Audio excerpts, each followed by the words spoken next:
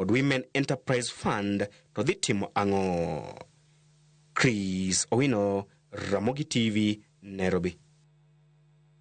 Jodito mopogore opogore oyuore gweng' ma Nyamuda e seme e nyasi mar ik mar Mama Recho Achieng' Matiku ma en mar janon weche ohala Hesbon Omolo. Nyasi no ne jotelo gotiyogo e goyo debe ne okumba manyien mar thieth mar SHA kod dok ne tiyo kanyakla mar jatend piny William Ruto kod kweth mar ODM e chenro mar broad based government. Millicent Adhiambo gi ler mathoth. Jodito mag siasa osiepe kod anyuola nochokore kanyakla ni alam kod chiwo luor mogik ne Mama Rachel Achieng'. Siro kod rwako okumba thieth mar SHA ne obedo ote maduong'. Jalony e weche ohala Hesbon Omolo mane en or e nyasi no ne oro ote makende mag lit kod kuyo ne mino de Sandra kuma ne olero ni okumba thieth mar SHA ne okonyogi kuom higni 2 mane mare nitiere e osiptal. Adong kenda Batokrach. Nyasaye omiya jokarach wanyo maber. Thank you.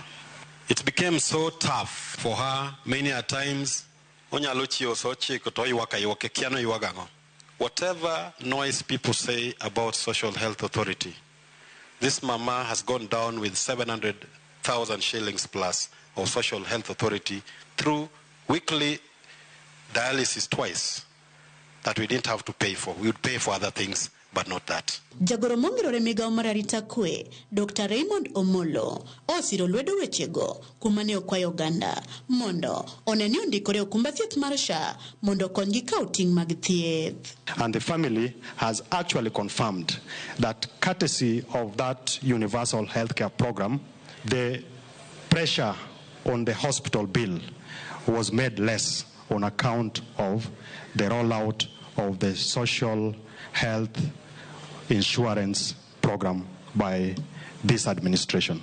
In this county, the percentage rollout or the percentage enrollment is around 35-37%. In other counties, it's already past 50%. Omeo enquire nani kapoki register, ka ukinde mondo register, mondo kiyudo masira mar tuo, to kidhi osiptal tiyudo kaka ithiedhi. And also for the facilities.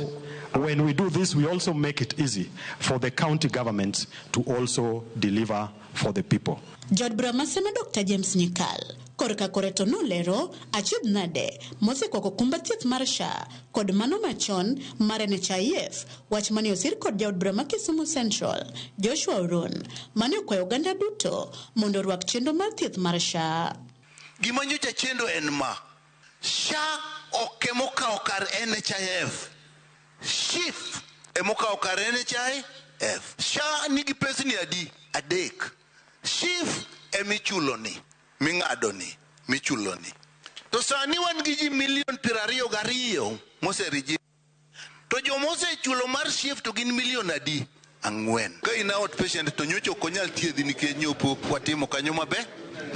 Koro nyowa keto bilion 10 gadek. Ai mare emergency ni nyowa keto bilion 8. Koro gimodong eni koro wadwa tiyo gi ministry mar health mondo wane kaka pesa moketgo timango tiyo. Wan gi Dr. Nyikal wabede health committee. Koro modong matin 10% wadhi bedo piny waloso kaka committee mar health mondo SHA or respond to the needs of everybody. Millicent Adhiambo, Ramogi TV, Nyamuda Eseme, Kisumu County. Bad migao mochung'ne piny madongo pachoka Kenha oloro kuom kinde